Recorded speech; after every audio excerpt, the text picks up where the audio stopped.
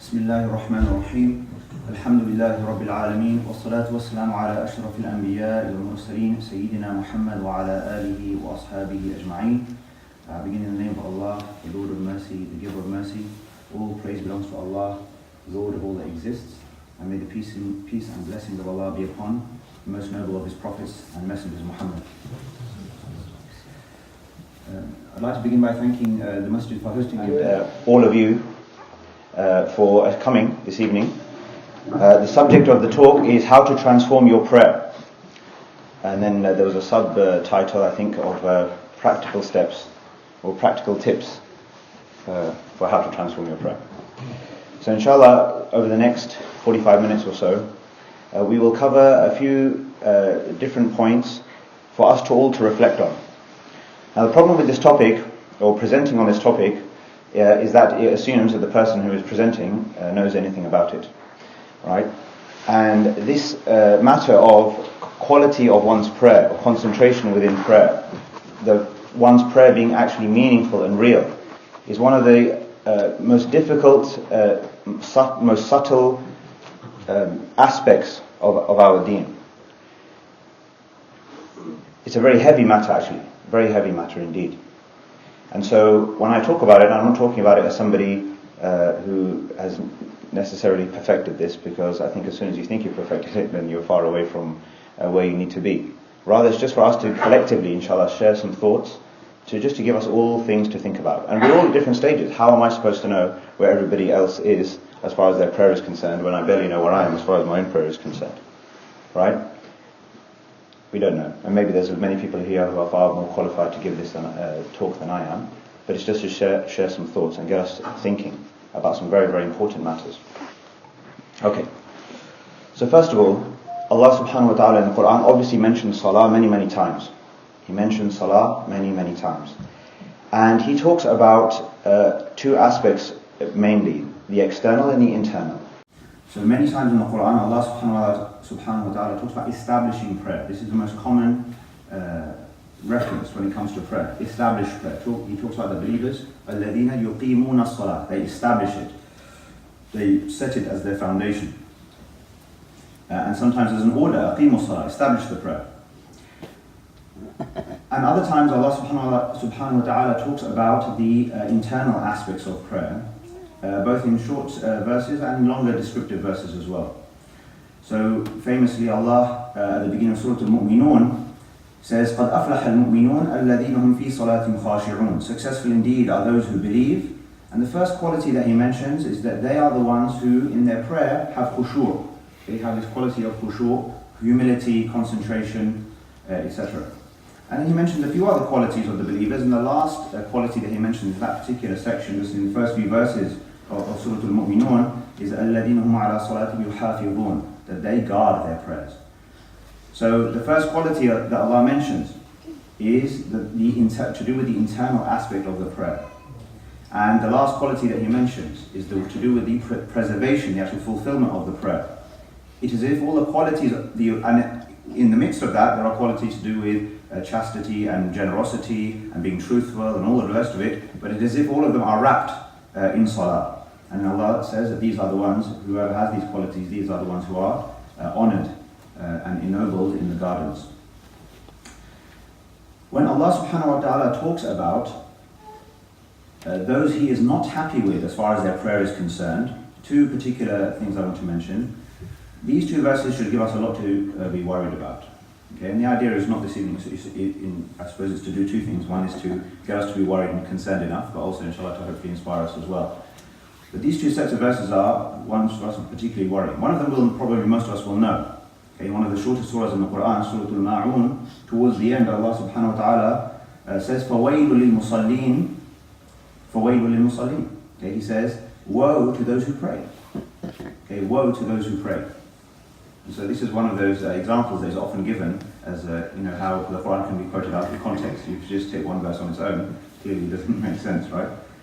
But the next verse Allah describes الَّذِينَ هُمْ عَنْ صَلَاتِهِمْ سَاهُونَ. They are heedless about their prayer. But the fact that Allah said, woe to those who pray, those who are heedless about their prayer, suggests that He's not talking about people who are just not praying at all. And today we're not even going to talk about the importance and the obligation of prayer. We're just going to assume we all, inshallah, understand that, and we understand that 5 times a day prayer is there. But Allah says here, woe to those who pray, those who are heedless about their prayer. So it's not that they're not praying, it's just that there is a deficiency in their prayer. And in another place, Allah describes the munafiqeen, the hypocrites. إِنَّ الْمُنَافِقِينَ يُخَادِعُونَ اللَّهَ وَهُوَ خَادِعُهُم. This is in Surah An-Nisa. Indeed, the hypocrites set out to deceive Allah. They think they're deceiving God. وَهُوَ خَادِعُهُم. Rather, He is causing them to be deceived. وَإِذَا قَامُوا إِلَى الصَّلَاةِ قَامُوا كُسَالَى. When they stand in prayer, so again, they pray. قَامُوا كُسَالَى. They stand in a state of laziness. يُرَاءُونَ النَّاسِ. They are just there to show other people. وَلَا يَذْكُرُونَ اللَّهَ إِلَّا قَلِيلًا. And they don't really think about God or remember Him much, except for a little bit. Now the reason why this should be concerning to us in both these instances is because, to emphasize, Allah is talking about people who pray. So why people who do pray?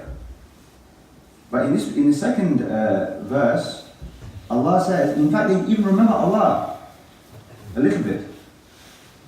Right? They're standing there, but they stand in a state of laziness, in sluggishness.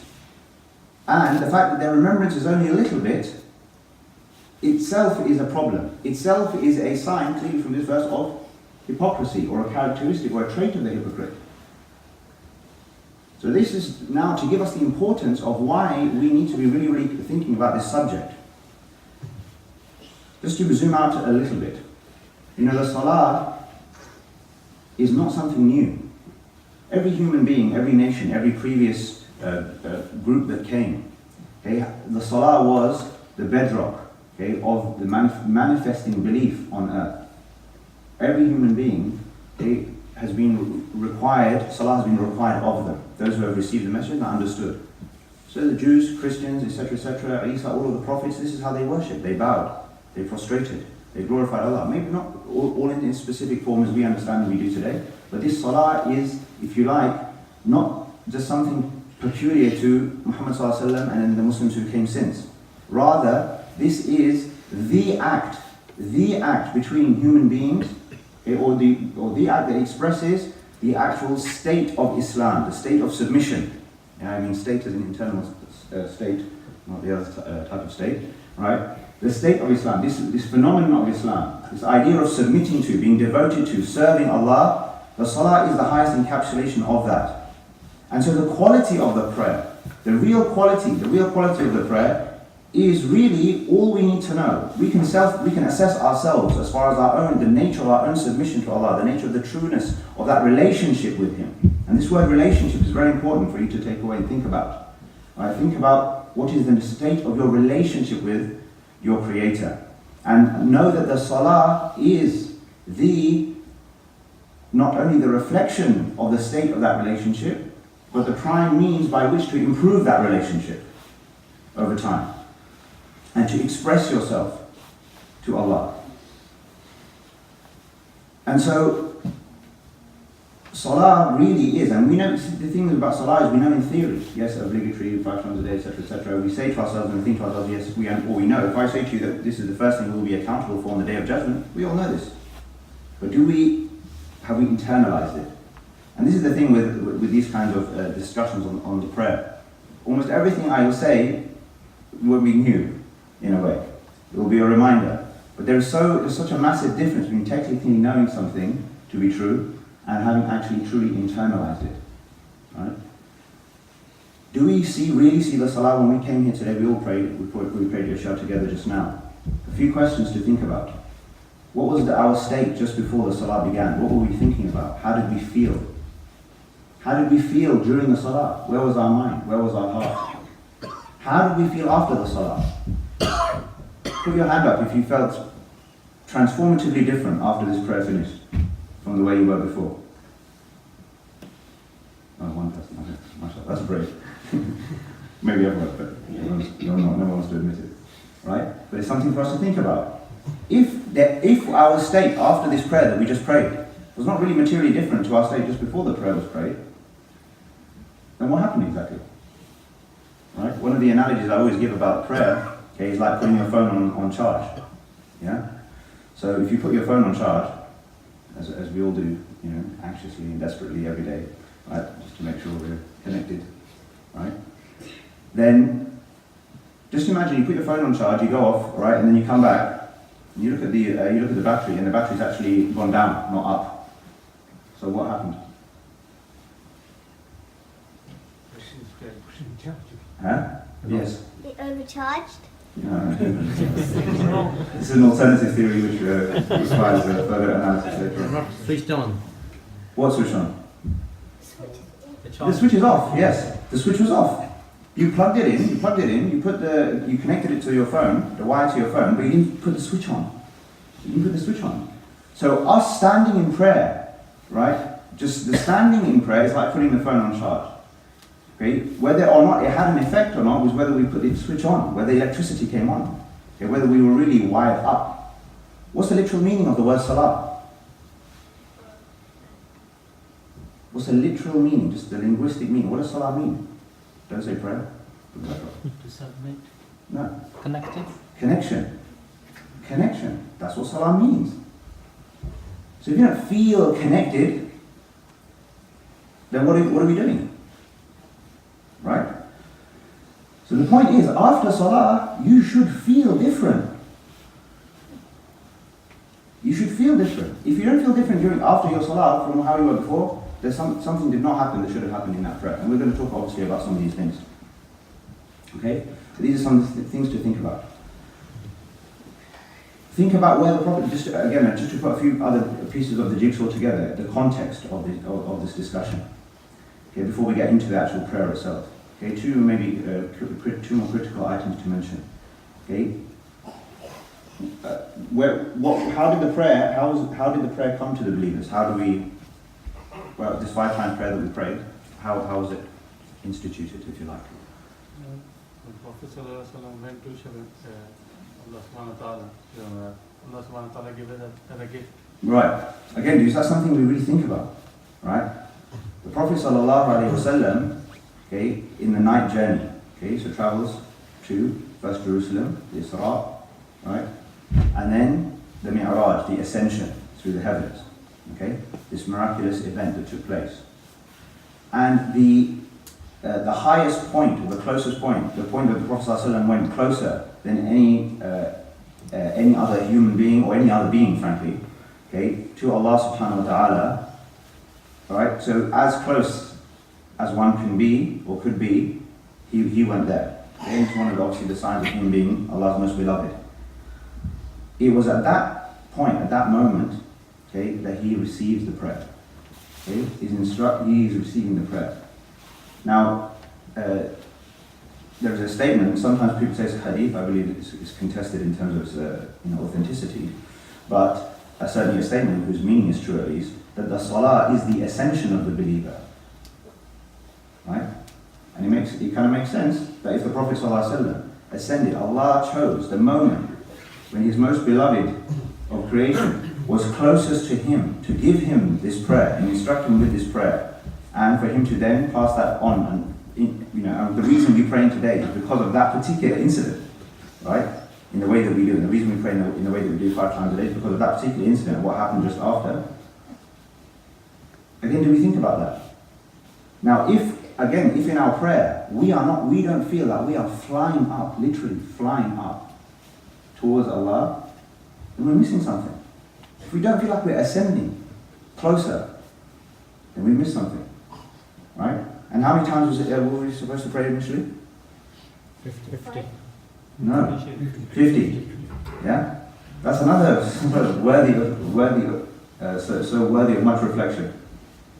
Okay, this is like the few moment. Yeah, few, right? Not F-E-W, P-H-E-W. Yeah? Right? When the Prophet ﷺ initially receives 50, and then who tells him, no, this is not going to work out? Musa alayhi salam. The Prophet ﷺ, he meets the prophets as he is descending, okay, in a way that Allah knows. Okay, he meets Musa alayhi salam. Musa alayhi salam said what? Basically, your people, this is not going to happen. They're not going to do it. Right? And we can all pretty much agree that it would have been quite difficult to be 5. It seems tough enough, unfortunately, for us. Right? And so there was this negotiation, if you like, back and forth. Okay, I say negotiation in inverted commas. And eventually, okay, he settles on 5. Until the Prophet ﷺ, even then Musa ﷺ said they won't do it, but the Prophet ﷺ said, I'm too shy to go again. Right? But out of the mercy of Allah, when we pray 5, we have the reward of 50. But what is a significant point about this, what I want to get out of this is 2 things. Number 1, okay, this idea of the closeness of the believer, okay, to, the closeness of the Prophet ﷺ to Allah subhanahu wa ta'ala at the point when the prayer is received, and the idea of us, therefore, when we now pray, this idea of ascending towards Allah subhanahu wa ta'ala, right? And the idea of being close to Him, number 1. And number 2, to get us to think about the fact that if 50 was the number, it would not have been too much. If 50 was the number, so fine. Allah subhanahu wa ta'ala has that right upon us. Our problem is, we think that there's all this other stuff that's really that particularly important. Right? That prayer basically becomes the sideshow. Prayer basically becomes this add-on thing that we just fit in somehow, somewhere, into our busy lives. That we have made our main occupation, our main affair. Who truly has internalized, no, my prayer is what I'm here for. I'm journeying towards Allah. These are the milestones, the true kind of central points that I'm trying to go through. And in between, I fit in other things. In between, I do other things. This again is a very, very significant thing for us to think about. How do we feel about the salah? When the time comes for prayer, do we feel relief? The prayer has come. Or do we feel anxiety and a burden? When it is over, do we feel, thank God it's over? Or do we feel like a longing for the next one? What am I getting at here? That actually, you could argue that the vast majority of one's ability to concentrate and to feel the prayer in prayer really depends a lot on your state and what you're up to outside of prayer. Right? Because, unfortunately in our religion, many of the things that we do because, out of, if you like, a box ticking exercise. Someone said, well, this many you've got to do, that, it's like we just tick, tick, tick, tick, done, done, done, done, done. Right? So, an example, even with the salah itself, so with the salah itself, in terms of this idea of how we feel when the prayer comes along, there's a level of praying purely out of the understanding of the obligation, and the fear of, if I don't do this, there'll be a consequence, right? So this is, if you like, the base level, right? Praying out of fear, right? The next level is then praying out of hope. If I pray, I hope for reward, I hope for this, I hope for, you're aspiring towards something. And the highest levels to pray out of? Need. Gratitude. Love. Yeah, gratitude, love. Yeah? Fear, hope and love. It's like with your parents, for the young ones now. You can listen to your parents because you're just scared something's going to happen if you don't. Do whatever you've been asked or stop doing whatever you've been told to stop. Then you might think, well actually, you hope for something, you might get something out of it, this is another level. Right? At least maybe they'll be happy, or it might go sweet, or you just think of the next time when you can use this in your favour. Right? But the highest level is what? I love my mum, I love my dad, so I'm just going to do what they say because I just love them. It's just natural. So then it becomes a pleasurable thing. Right? If you listen to your parents out of fear, right, then the actual listening and the doing is not really very it's like you just got to go through the motions, right? That's the box ticking.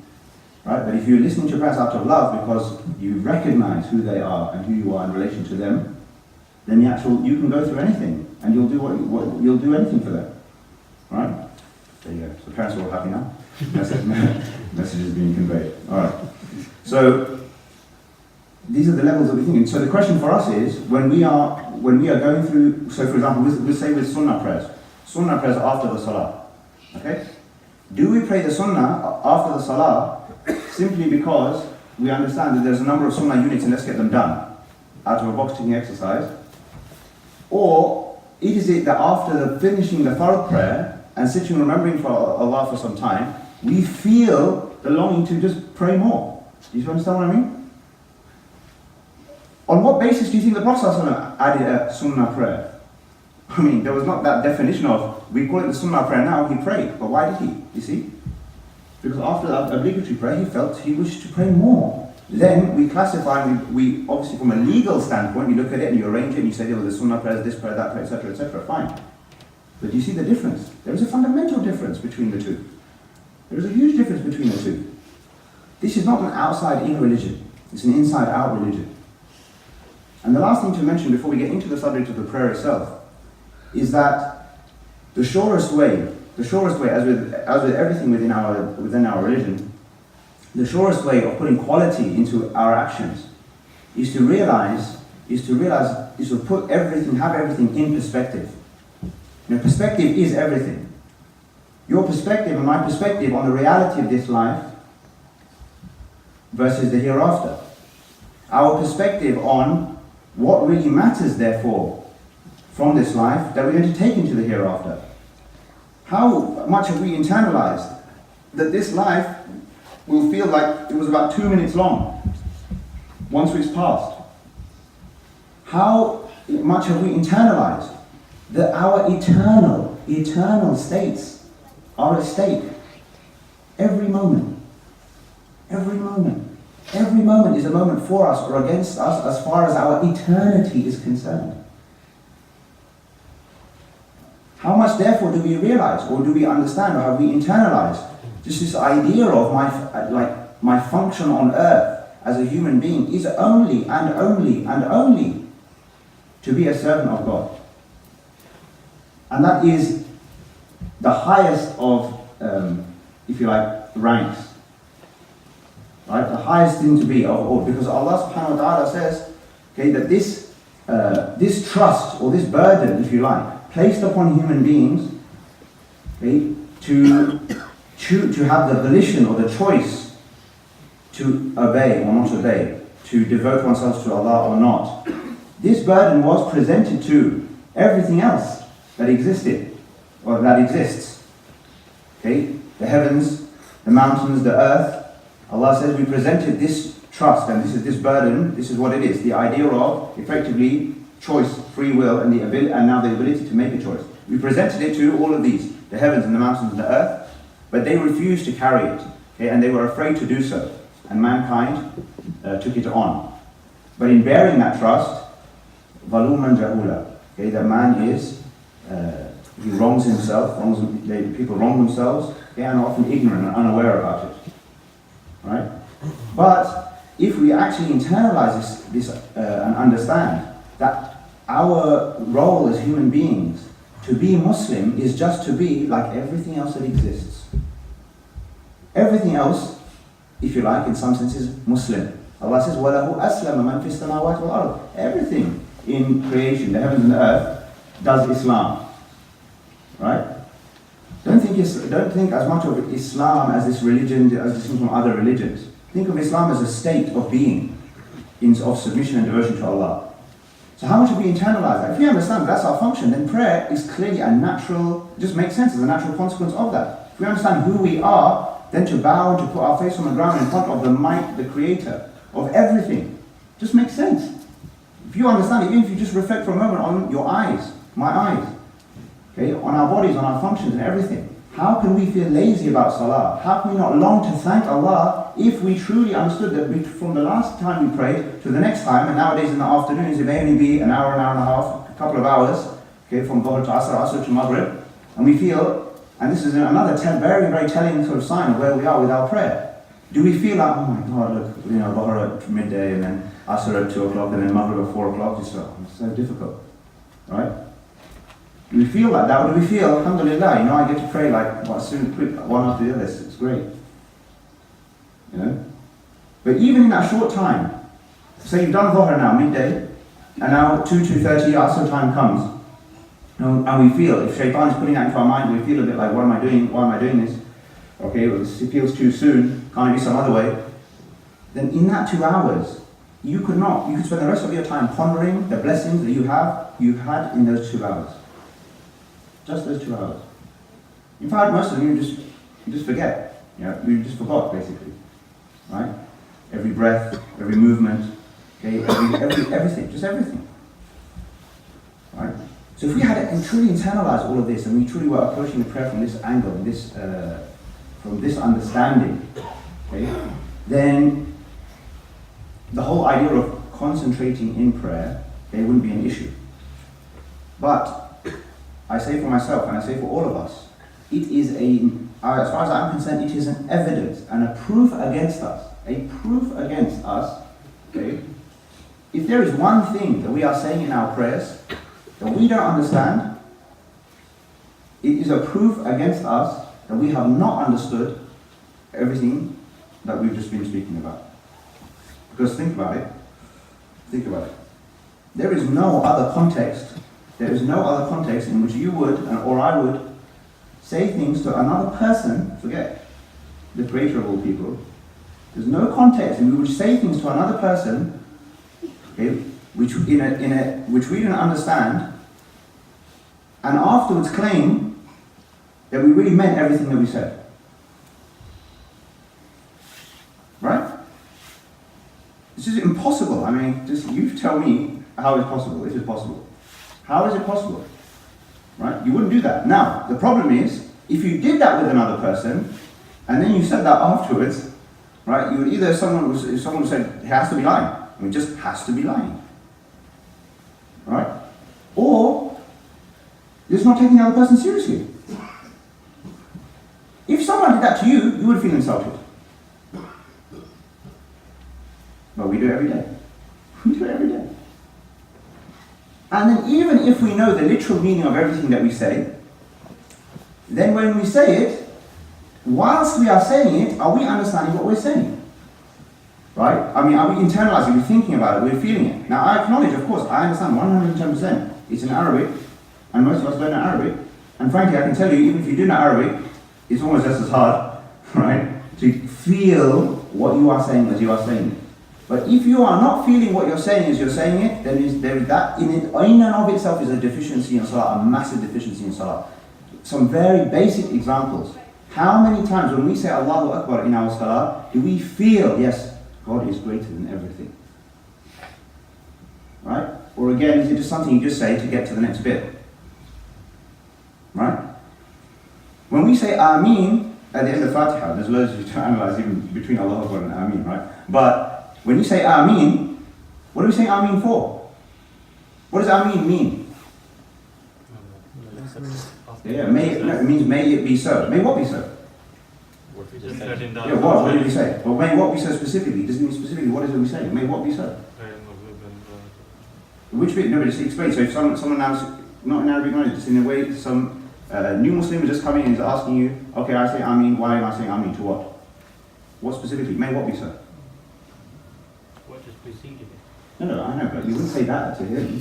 What specifically are we saying, may it be so?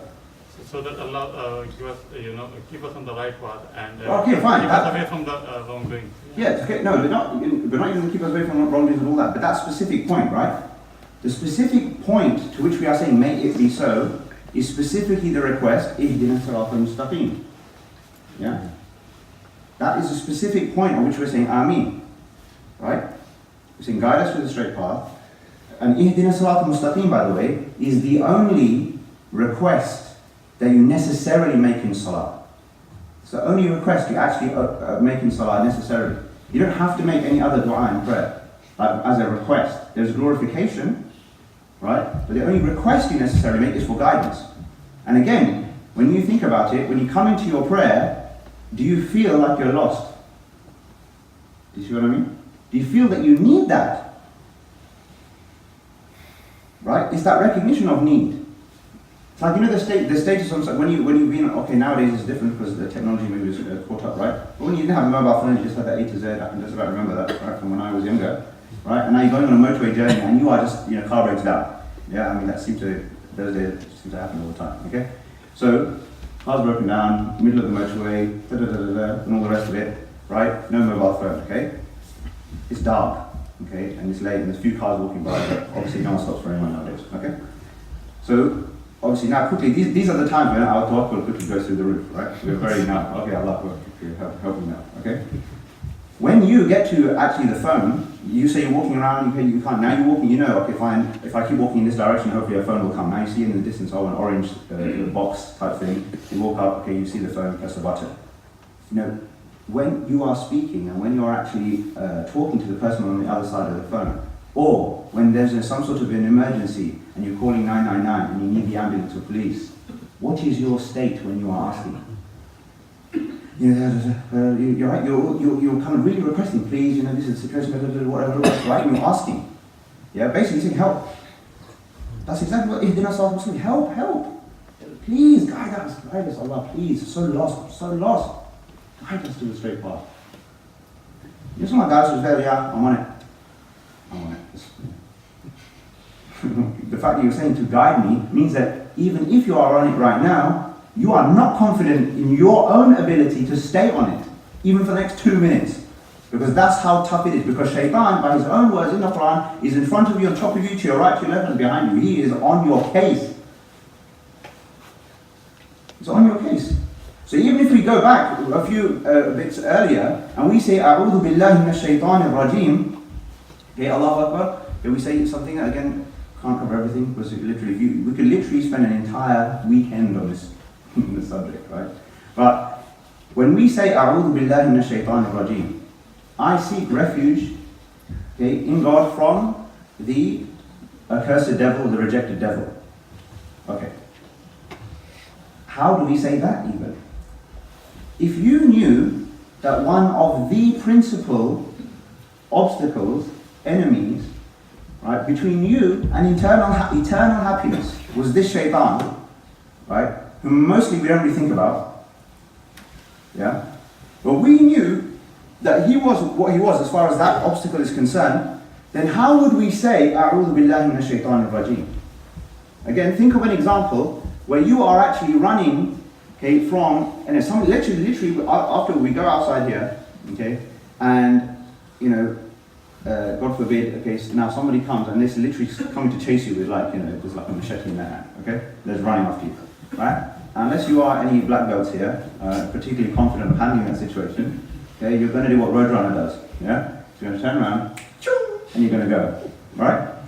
You're just going to run.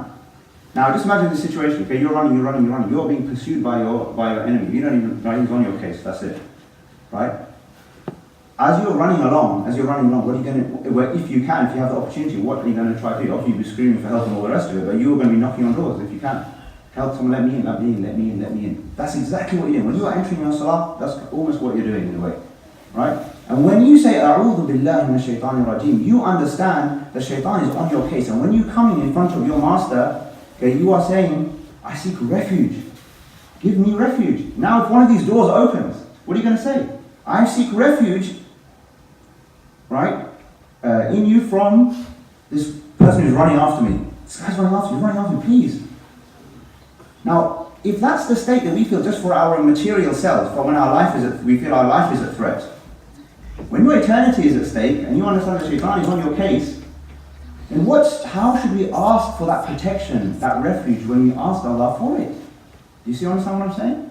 Why is it that the way that we say that isn't like the way that, you know, we would say it just for if we were being pursued literally? I know a lot, of course, a lot of these things is all to do with the seen and unseen matters. So it's not that I don't understand, I can't empathize with the fact that my or our ability in these things may be deficient. But as I said to you, the point is just to give us things of reflection. Remember, the first quality, this is why, my friends, the first quality that Allah talks about when He talks about the muttaqun in Surah Al-Baqarah is الَّذِينَ يُؤْمِنُونَ بِالْغَيْبِ. They have firm belief in the unseen. The whole thing of the hereafter is that where all of the unseen matters eventually become revealed. Until Allah Himself reveals Himself to us, inshallah He will. And inshallah we will see Him. The first thing where we're expected to believe in and not see is then the last thing that we see, and that brings closure on the whole thing. And then we just relax forever, inshallah. But this is what that salah is. That salah is to almost bring that sense of closeness, that proximity, that feeling. Okay, to say these words with feeling. To say everything with feeling. Now if you say, قُلْ هُوَ اللَّهُ أَحَدْ اللَّهُ الصَّمَدْ لَمْ يَلِدْ وَلَمْ يُولَدْ وَلَمْ يَكُنْ لَهُ كُفُوًا أَحَدْ. إِنَّا أَعْطَيْنَاكَ الْكَوْثَرَ. okay, wal asr, qul huwallahu ahad. These are all the surahs, I'm sure, they form 90% of our salah, right? But fine, that's, you know what? Really, Allah wants quality over quantity in the end. Yeah, quality over quantity in the end. Okay? And no one here, the youngest to the old, none of us have the excuse, I don't believe, or the inability to know what inna a'tainaka al-kawthar means. Right? We can look it up, and then we can just get even not really familiar with the language. It doesn't matter. We can still familiarize ourselves so that when we're saying it, I mean, if you were to say inna a'tainaka al-kawthar with an understanding of what is going on just in those 3 verses in that surah, trust me, there's no way that you cannot feel quite excited after your salah. Because what is inna a'tainaka al-kawthar all about? Okay, right, Al-Kawthar. What is Al-Kawthar? Right, okay, the pond, okay, which once you drink from it, you will never feel thirst again. And Allah subhanahu wa ta'ala is telling the Prophet sallallahu alaihi wasallam, we have given you Al-Kawthar. Right? Why did he say this? Inna a'tainaka al-Kawthar, fasalli li rabbika wanhar. So pray to your Lord. And then the command for salah is mentioned. Because as a result, we've given you this so much. Okay, that's to come. So pray to your Lord and keep sacrificing. Sacrifice. Inna shani'aka huwa al-abtar. Indeed, your enemy is the one who's cut off. Why? So why was this revealed? Because of people who used to mock the Prophet ﷺ for the fact that his lineage was cut off because of his sons having passed away. So look what Allah says to him, we've given you Al-Kawthar. Okay, they can say all that about your lineage being cut off, but look at the everlasting nature of what we have given you now in the hereafter. Right? So keep going, keep praying, keep sacrificing. Your enemy is the one who's cut off in the end. Now if you just think about that and you recite it with that understanding, right, it becomes so much more meaningful. Qul huwallahu ahad, Allahu samad. What does as-samad mean? I always ask this one. As-samad, what does it as-samad mean? Allah is as-samad. We must have said that, each of us, obviously the older we are, the more we said it. We've said hundreds, thousands of times, Allah is as-samad, Allah is as-samad, Allah is as-samad. What does as-samad mean? Why do we keep saying Allah is as-samad? We know what as-samad means. If we knew what it meant, then we would give us something. As-samad is the one who... Unique. Huh? Unique. Unique. It's like, no one is like him. Right, self-sufficient, unique, right? I.e. the one, okay, he is the one, everything else needs him, he needs nothing else. But if we say, Qul huwallahu ahad, say he is God, the one, Allah Samad, God the entirely self-sufficient, in need of no one else. We can't even really translate it in one word, to be honest, yeah? But the point is, if we say it in that with an understanding, then the point is, again, how can we not be energized, transformed, put things into more perspective after the salah? Okay? A couple more points. Just to take different aspects of the prayer. As I said, we can't cover everything. One of the things that we know, a very famous incident, which is often mentioned, the Prophet ﷺ, once a man, a companion, he left, he prayed, he came to the masjid, gave salam to the Prophet, he prayed, and then he was leaving, and he was saying salam to the Prophet ﷺ. And what did the Prophet ﷺ say? Yeah. He said, you haven't prayed. Okay, hang on a sec. Just prayed. And you haven't prayed. Repeat your prayer, you haven't prayed. Why was that? Do you remember? Yes? Because he prayed too fast. Because he prayed too fast. Okay? So what actually happened then, the detail, so the man, obviously, out of respect for the Prophet ﷺ, clearly was confused. Right? He's like, what's happened? He went back, prayed again. He came again, was about to leave. Right? And this, to a certain degree, gives us some reassurance, because companions were struggling with this stuff too. Right? So it's for all of us a journey and a challenge. So the third time, the 3 times this happened. Prayed, came back, Prophet ﷺ said, you haven't prayed. No, you have not prayed. These are strong words. You have not prayed. Right? So this chimes with what we were saying earlier about the fact that there's praying and there's praying. Turning up is the start. Right? So then the man asked the Prophet ﷺ, I prayed, what is it basically? And he was asking, what is it that is deficient here? And the Prophet ﷺ talked about the stillness between, after the ruku', So when we say Sami Allahu liman hamida, we come up. Okay, the man was not coming up fully before he was going back down into sajda. And in between the sujood, when the sitting in between the sujood was also not still, sitting in a state of stillness and going back to your sajda. So the Prophet mentioned that this is to do that. And there's an idea also from other hadith about the idea of stealing from prayer. The person who steals from their prayer, okay, is the one who rushes in between these motions and these movements. But I want to mention one thing, and for us to again to think about. When we now stand after Sami Allahu liman hamida, or in between the sujood, level 1 is to stay still because we know that we should stay still. But the level we want to get to is to stay still because it's automatic as a result of what we are feeling at that particular point in time. If we felt we are standing in front of Allah subhanahu wa ta'ala, a king, if you're coming in front of a king, and you are petitioning, you are begging, you are asking, you're in need, okay? Again, it's out of respect for that king. We wouldn't go up, down like this, up, down. Okay? Like, again, you mentioned in a hadith, like a hen or a chicken pecking at corn. Yeah, we've seen that, right? You put the thing, actually I was earlier in the day, with my daughters went to the park, we had a really bad idea of trying to feed a duck a pretzel. Yeah, which I can tell you doesn't work, alright, so don't try that. But anyway, that's all we had. So we put and then straight away they all come, and the heads are bobbing up and down, right? This is like how sometimes the salah becomes. It's up, down, up, down, up, down. Because why? Because we're just doing it for the technical, it's that tick box phenomenon, right, that we talked about. But if we come up for our ruku, when we say Sami Allahu liman hamida, what does that mean? Allah has listened to the prayer. Right. Listen to the prayer. No, so right. So God listens to the one who praises Him. Okay. So now I'm in ruku. I'm here. Okay. Don't judge my strengths and all that. All right. So I'm in ruku. Okay. Sami Allahu liman hamida. I come up. God listens to the one who praises Him. Now, if I've just said that and I know what I've said, there's no way I'm going back into sajda without standing and praising my Lord. You see? Right? If I've said that, I can't.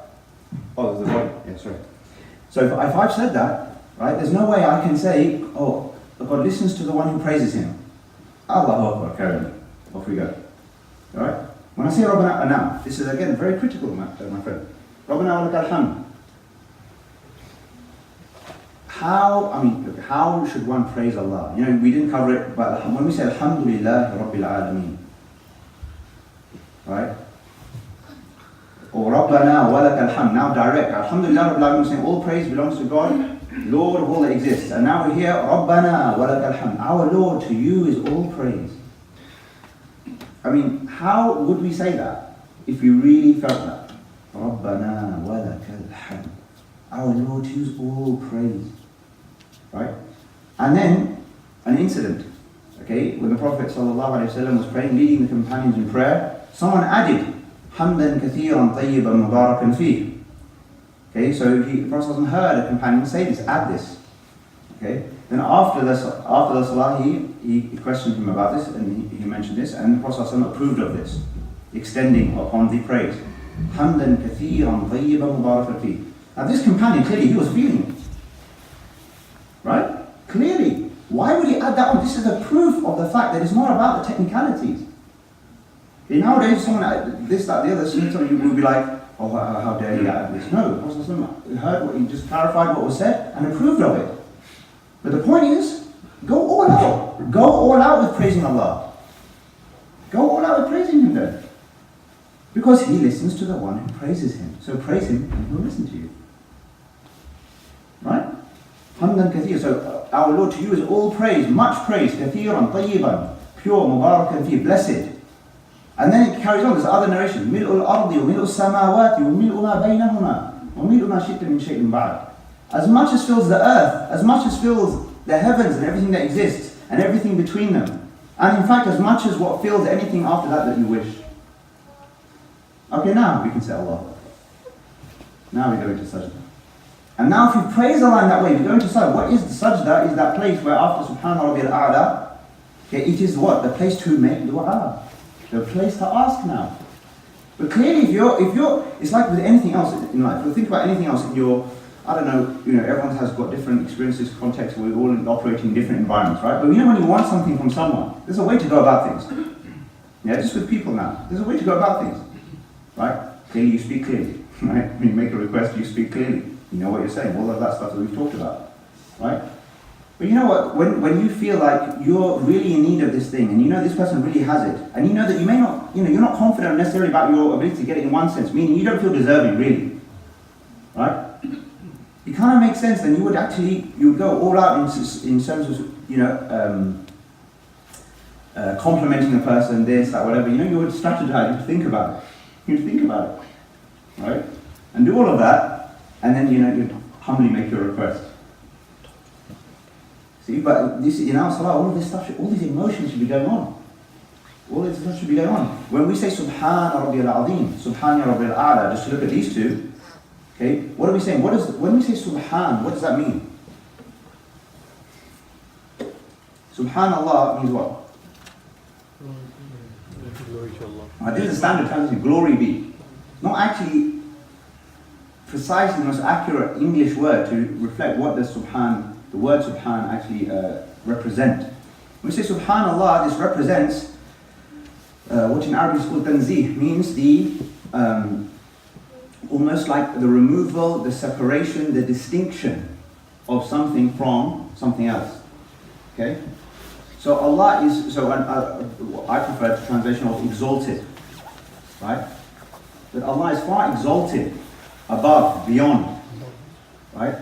Whatever. So in the Quran, for example, Allah talks about, He mentions the things that people say about Him, and then He says, Subhanahu wa ta'ala amma yushrikun, or amma yasifun. He's exalted, He's far above whatever they ascribe to Him, whatever they describe, whatever they associate with Him. Right? So He's saying Subhana in relation to something. So when we say Subhanallah, okay, Allah is far above, He's exalted. So now we say Subhana Rabbi al-Azim. Al-Azim, in Ruku' we say Al-Azim. In Sajda we say Al-A'la. Al-Azim and Al-A'la. So also this is worth thinking about. Why in Ruku' Al-Azim? Why in Sajda Al-A'la? Okay? And Azim, it occurred to me just the other day, okay, that when you want to refer to, say, the Queen, right? So if you were now going to meet the Queen, and assuming you don't have the confidence to say Elizabeth, how's it going, Elizabeth? Right? And what would you say? What would you say? Your Majesty or Your Highness. That's exactly what these two words mean. Your Majesty and Your Highness. In Ruku' Al-Azim, Al-Azim means the majestic. Okay? The great, the majestic, and Al-A'la, the most high. So it's literally like that. Your Majesty, you're bowing, Your Majesty. You are far exalted. And in Ruku', Your Highness. And I'm so low, you're so high. Feel that servitude then. Feel your state, know your state. The Prophet ﷺ mentioned in a hadith that encapsulates this whole topic and makes you realize how far there is to go in it. He said 2 people can be in sajda. Right? When we're all in sajda pretty much looks the same from the outside. He said the difference between their prostrations can be the difference or the distance between the heavens and the earth. Right? Which according to Wikipedia, okay, last time I checked, was 91 billion light years across. And that's probably just the bit of it that we know now, right? So you have billions of light years of possibilities of difference in 2 sajdas. Now you tell me, and I ask myself, am I even thinking about how to improve one sajda's name? Like honestly, is that our sajda that we did today versus what we did 1 year ago, is there any difference really? And if not, what are we doing then? You see, this is the point. Look at the journey there is to take, right, my friends. Look at the journey there is to take to the eternal one, to the majestic, to the King of Kings, to the only one that matters, the first before whom there was nothing, the last after whom there's nothing, the most high, the majestic, the most generous, the Lord of mercy. So when we feel, it's like when we come, it's almost as if we should feel bad coming up from sajda. You know what I mean? Like there's no reason to come up. Why are we even coming up? That's where we belong. That's where we belong there. That's it. That's where we feel home. That's like, it's like our settled state. You know, when we're truly like we're physically manifesting in the most, if you like, honoured way, because then someone can ask, well, why didn't you lie flat on the ground? So it's not dignified, is it? Right? Where you prostrate to your Lord is almost the greatest gift almost Allah subhanahu wa ta'ala has given us. And so when you come up from sajda and in between, okay, there's du'as, you say, Rabbi ghfirli warhamni, etc. And, my Lord, forgive me, have mercy upon me. But you come up after a sajda, after a quality sajda, you want to come up, and before you go into the next one, okay, you want to just take your time, right, before you go back into the next sajda. Right? And then you carry on, etc., and then you come up, right? So we've mentioned a few things. The last thing I'll mention now, and before we get any discussion or questions, is the sitting. Yeah, at the end, at the middle of of 3 or 4 unit prayer, and at the end. So again, التحيات لله والصلوات والطيبات. How many times have we said that? Right? All greetings, all prayers, and all pure acts are for God. Lillah. Okay? That's what we're saying. Now some say, okay, there's again one of these contested kind of things, okay, and for which, as far as I understand, there's no authentic narration, but it's something that's mentioned. But it's just something worth just thinking about without, attributing any truth to it necessarily. So just to be clear about that. So some say that this at-tahiyyat was the conversation that took place between the Prophet ﷺ and Allah when he went up there to receive the prayer in that meeting. And if you look at what you're saying, I mean, it fits that idea anyway, at least, yeah. Because when the Prophet ﷺ comes to Allah, he can't say Assalamu alaikum, can he? Right? Can't say Assalamu alaikum, can't say peace be upon you. You're talking to As-Salam. You're talking to the one who is, if you like, the source of all peace. So what is that? Tahiyatu lillah wa salawatu tayyibat. Okay, all greetings, prayers, and all pure acts are for Allah. Then, Assalamu alayka ayyuhan nabi wa rahmatullahi wa barakatuh. That peace be upon you, O Prophet, and the mercy and blessings of Allah. Now, for us, regardless of that, and then, just to finish that, Assalamu alayna wa ala ibadillahi salihin. May peace be upon us and upon all the righteous servants of God. Now, regardless of, so this then is what they said that the Prophet said in return, right? Peace be upon us and all. But leaving that aside, just ask when we say it, and think about it. We're saying, At-tahiyatu lillah wa salatu tayyibat. Then, so every day in our salah, when we sit down, we greet the Prophet. Assalamu alayka ayyuhana, literally, peace be upon you, right, and the mercy and blessings of Allah. Now, how do we even say that statement when we say that? No, I don't think that's my friend. I mean, how do we even, what is that when we are saying, Assalam, peace be upon you, Prophet? Now, when you meet someone, you haven't met for a long time, someone really close to you, your fellow Muslim brother or sister, Assalamu alaikum, right? You say with feeling, right? It's that greeting. You are greeting the Prophet that you've never seen, right? Who has never physically seen you, but considers you, okay, his brothers and sisters in faith, and who you and I will say we want to see and we want to be able to greet in paradise. So this is like the closest thing you're going to get, basically. Right? In this life, this is the closest thing you get. Assalamu alaikum, you're going to be right. And of course, when we go, and it's interesting because when we go to Medina, we say, and we give the salam, how do we say it? Because it's more real to us. You see, it's all about what's more real and how your perspective on seeing things. Allah says, okay, it's the sight of the heart that matters. Okay, إِنَّهَا لَا تَعْمَلْ أَبْصَارِ. It is not the eyes that are blind, وَلَكِنْ تَعْمَلْ قُلُوبُ الَّتِي فِي الصُّدُورِ. But it is the hearts that in the chest that are blind. So the notion of seeing from inside oneself, seeing things as they are, is a clear notion, right? This whole idea of perspective on matters. Okay, because Allah describes the opposite. Okay, those who disbelieve as يَعْلَمُونَ ظَاهِرًا مِنَ الْحَيَاةِ الدُّنْيَا. They're very well aware of the apparent of this world.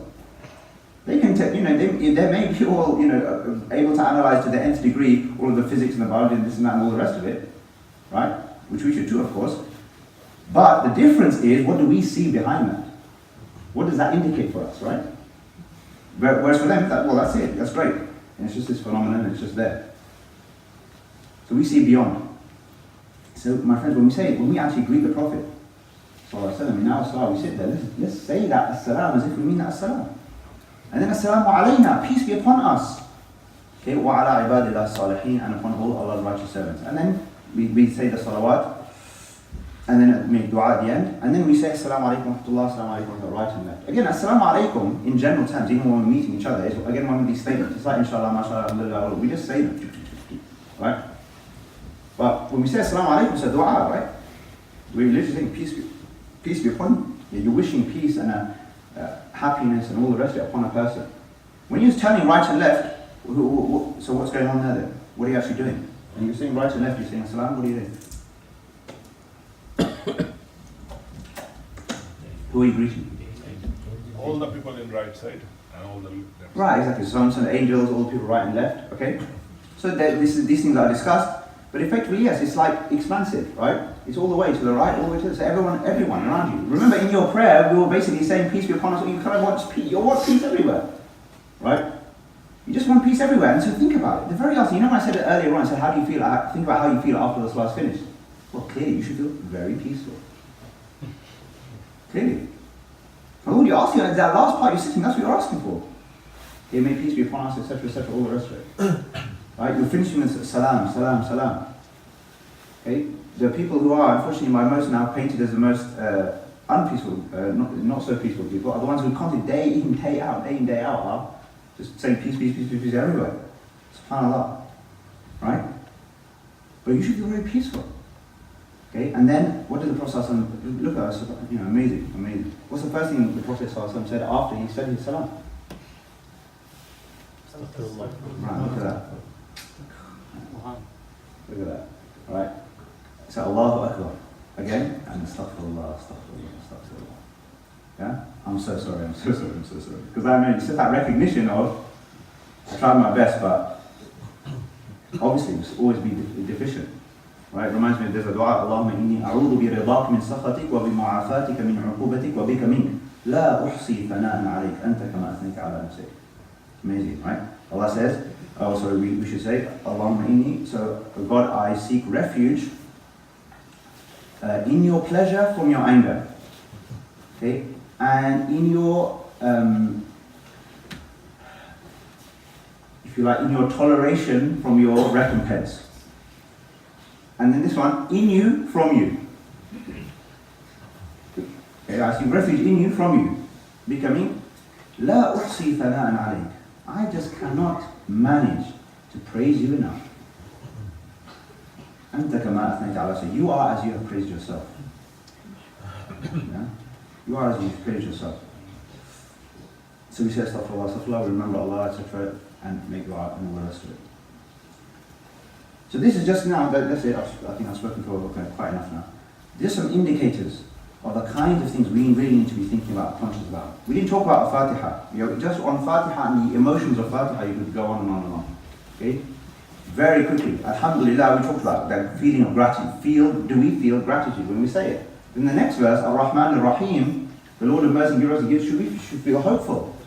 When we say Malik Yawmiddin, then we feel a little bit on edge, right? As soon as you think about the Day of Judgment, master of the Day of Judgment. But then look at Iyaka na'budu wa iyaka nasta'een. Yeah? SubhanAllah, what a verse. Look at that, it's almost like this, Allah has, puts us into a position where we just almost know, can then now test ourselves or know ourselves. Iyaka na'budu wa iyaka nasta'een. In this one small verse, there are two very different emotions going on. When we say Iyaka na'budu, you alone we worship, what is that a statement of? It is a statement of what? Or an expression of what? Acknowledging that only Allah. Yeah, but when you say Iyaka na'budu, you're saying, it's not just acknowledgement, it's like, we worship you alone. What is that? An expression of what? Submission, but... Yeah, no, I don't want to be technical words. Just maybe I'm not asking the question nicely, so I'll just have to say it. Faith, and I would say commitment. Yeah, commitment. You alone we worship. Commitment, that love. Well, Iyaka nasta'een, you alone we ask for help, is an expression of? Dependency. Exactly. Need and dependence. So look at that, there's two very, but the point is again, just in that, they're so different. I'm really, it's almost like, in these things, and many scholars and people of the past, they would kind of use the analogy of love between people to help us think about the love of a human being to Allah subhanahu wa ta'ala, right? Because when we're trying to just fathom certain things, we just need to almost analogize just to understand. But it's almost like that thing, especially when you feel bad, with your spouse, or you've just messed up basically, and you want to make it up, right? Or with your parents, okay? Or maybe with your children, or whatever. It's the first thing you say, I love you, I really need you, yeah. And that's basically what you're saying. That's basically what you're saying. Iyyaka na'budu, right? We serve you, we are devoted to you, we worship you. Okay, wa iyyaka nasta'in, we really need you. Yeah, we ask your help. We really need your help. So we need your help to do that, to do the worship. Right? And we worship in order to have your help and your assistance. And then Ihdina Sirat Mustaqim we discussed, right? That guide us, how do we ask for that guidance, how do we feel lost, etc., etc. And then the rest of it. Now my friends, all of this stuff is just about, none of this, all of these things, what I've talked about, I'm not talking about any technicalities, you see. The substance of our deen and what counts with Allah, and when we know that the salah is the first thing to be asked about, it is not the technicalities. Okay? One scholar, I remember from when I was younger, from 20 years ago, I remember this phrase just stood out. I was listening to some tape, because it was cassette tapes at that time, and he said, no one goes to hell on a technicality. But similarly, no one goes to heaven on a technicality either. You see, you don't get there. And we know this. Prophet said, "Inna Allah la yanzuru ila ajsamikum wa la ila suwarikum." He doesn't look to your bodies or your outward experiences. وَلَكِنْ يَنْظُرُ إِلَى قُلُوبِكُمْ وَأَعْمَالِكُم. He looks to your hearts and your actions. It'll be your hearts first and your actions. Right? So we ask Allah subhanahu wa ta'ala to help us discover the depths and the layers and the realities of prayer, to make us people who long for Him and long for Salah. Because it's only in longing for Him that we will long for Salah. It's only in the desire to meet Him that we will desire for our prayer here. It is only in the desire to be connected with Him, okay, and joined with Him and in His company and the ability to see Him in the hereafter. It's only out of that desire that truly our desire for the Salah, okay, will be there, because that is the way we manifest that connection, okay, in this life. So we ask Him to help us with that, to keep us safe from distractions, deceptions, illusions from the devil, and anything else that gets in the way really between us and Him, because He is all that matters and He's all that we need. And we ask Allah to make that possible for us. Any questions, comments? Yes, I have something for you. What I'm saying is your talk was very good. Thank you. The most important thing, but you didn't say, very important thing is that shaitan is there to distract you. Oh, of course. When you are praying, how do you know that you are praying, saying all these things for the sake of saying it and concentrate? How do you concentrate yourself to the prayer? Yes, no, so Uncle said a very important point. He reminded us that all throughout, and we know this, subhanAllah, in Salah, we think about things in Salah, we don't think about any other time. It's almost like the greatest proof of the devil is when we pray, almost.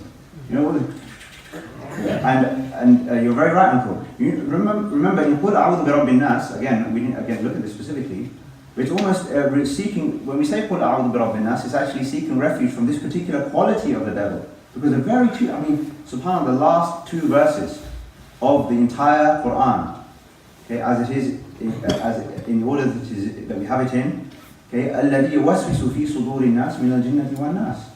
Okay, we are seeking refuge in Allah. Look at how we actually ask on the qualities we invoke the different qualities of Allah just for this refuge that we are asking for. So قُلْ أَعُوذُ بِرَبِّ النَّاسِ مَلِكِ النَّاسِ إِلَهِ النَّاسِ. Say, I seek refuge in the Lord of mankind, the King of mankind, the God of mankind. It's almost like, again, it's that quality of God. Why? We're really emphasizing all of the different aspects of Allah's Lordship. Okay? To then say, from the evil of the whisperings of the Khannas.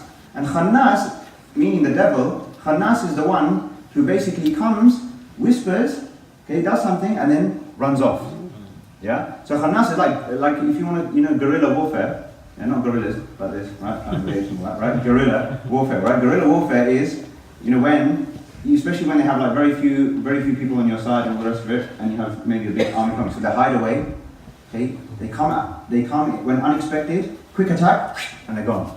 Right? It's like the kind of this ninja type sort of approach, yeah? Come in, and it's like, what happened? It's gone, you're It's already kind of, you've already lost before you realise what happened. Right? That's exactly how shaitan is. In, out. Okay? Who whispers in the hearts, in the chest of mankind, and then Allah says they are actually, these types of people are from jinn and also from mankind as well. Right? So you have these people who distract you and whisper to you. So how do you do this? We ask Allah, we just seek refuge in Allah. Allah is the one who can provide us that refuge. It is by focusing on Him. So it's almost like this. It's like, how do you keep away from the devil and from evil? Well, do as much, connect yourself with Allah and with goodness as much as possible. Because as much as your heart is filled with that, it will not be filled with this. Right? And all of the things that we've said, talking about thinking about what you're saying. So if you're mindful of what you're saying, then other things won't come into the conversation. You know, like again, when you're speaking with somebody else, and you're in very intense conversation, you're really thinking about what they're saying, listening, and it's a very important conversation, and someone else comes in the middle, you're like, you kind of, please leave. Yeah? The Prophet mentioned that even, again, it's like a physical action, which often we don't do. It's from the Sunnah. Physical action, where it's like a three dry spits in a salah. We know this. So he said, if we are standing in salah, we feel the whisperings of the devil, just to turn to the left side, and just to, it's almost like, excuse me, Shaitan, can you please leave now? Thank you very much. I'm just going to carry on. Yeah? You see, even psychologically, just to do that, because you're conscious of that. And so if you're conscious of that, then that's how you do it. So it's just consciousness, and I suppose every different aspects of everything that's been said. Thank you. Yeah, but I still think you cannot recite everything, but don't feel that way. In my case, I approach differently. I used to go to Kaaba every second month for 12 years. So when I pray, I concentrate on facing Kaaba. Then I can have everything towards it. Otherwise, as you say, Shaitan is there to devil. Yes. How other people do it, I don't know. Now, mashallah, that's a very beautiful statement, because one of the most famous quotes, I can't remember exactly who said it now, one of the most famous quotes about the state of a person before Salah, one of the pious people of the past, he said, before I start to pray, I imagine the Kaaba is in front of me, that the angel of death is above my head, the Jannah is on my right, Jahannam is on my left, and the Sirat, the bridge of the hereafter, is just in front of me. Okay, and then I start. Yes. It was a great reminder. I think, certainly I took benefit from it because it was a very poignant reminder in terms of, just concentrating. And I think while you were talking, it reminded me of 2 points that I'd like to share and to make. One of them was the idea of, you mentioned khushu'. And I began to think about this, which is, I guess, intensity of concentration in your prayer and being mindful. And actually, been quite a few studies on this in the corporate world, certainly. But when I thought about this more, my question ultimately to myself was, how can I achieve this state? But actually, I think it's easier than you think, because if we look at just our daily lives, I'm often criticised at home, and I need to get better at this, which is I'm not present. When my wife is talking to me, she'll say something to me, and then she'll say, "What did I just say?" And I'll forget. Why? Because I'm actually not present. I'm not actually mindful and focusing on what's being said to me. Yeah. And this phenomenon, if you like, occurs when you're on WhatsApp, when you're on Facebook, when you're indulged in the news or something like this. And I think the youngsters as well will relate to this. I have no idea for this at all. Just the youngsters, I think, are really cool. Which is when they're playing PS4. That is the ultimate state of khushu' in terms of just that intensity. Because you could shoot an arrow at anybody playing one of those games, and guess what? The arrow will go here, he'll just pick it up and throw it away. Yeah. Extreme cases, some people have missed work for 6 months because they're just addicted to these games. People will not even go answer the call of nature. So the point is that look, we as humans actually are capable of being very mindful on certain things. Yeah. So if we can just learn to harness that and just replicate that in terms of the prayer, that would be something good. Mike? I'll just quickly comment before you carry on. Just quickly comment on that. So the brother was basically mentioning that, to summarize it, that there is the possibility of human beings being very focused on actions is there, right? And we know that from kids who might play computer games and other kinds of examples, that at that particular moment they're completely focused. But this is like, it's funny, when I was thinking about this earlier today, I actually thought of, you mentioned the computer games thing. The point is this, but the point, it comes back to this point I've been mentioning. What game are you playing? Simple as that. What do you see as the game that you're playing? Yeah. Now, in a football match, for example, you need to tell any of the players like concentrate and focus, right? They're in it, and they're more into it when the stakes are higher and higher. The intensity of the World Cup final is not the same as like fifth division, whatever, right? Because the stake, and that's this whole point. The stakes are so high in life if you understand what the stakes are. But our example sometimes is like we're trying to play tennis on a football match. Yes, that's right.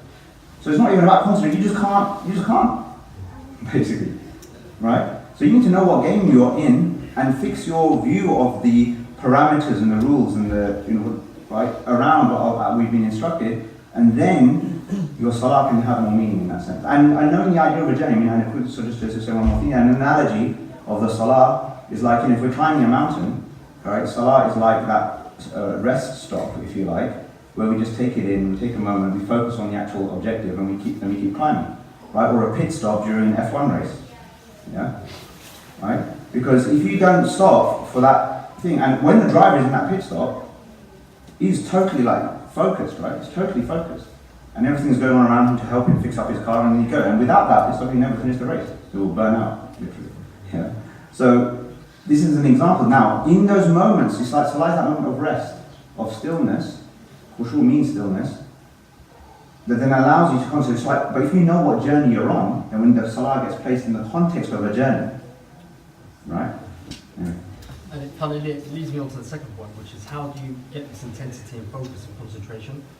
So we have to understand, I think, as well, when Salah was performed, it was performed by, the companions of the Prophet Sallallahu Alaihi Wasallam as well. And if you think about the context, the situation in Makkah, it was very, very difficult. It was a struggle. They were a minority. They were vilified. They were oppressed. They were subjugated. It was hot as well. And it was very hot as well.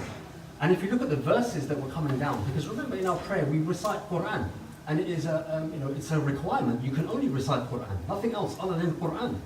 So if you take one of the verses, when Allah said Bismillah ar-Rahman, Ya ayyuhal mudaththir, qum fa'anzir, wa rabbaka fakabbir.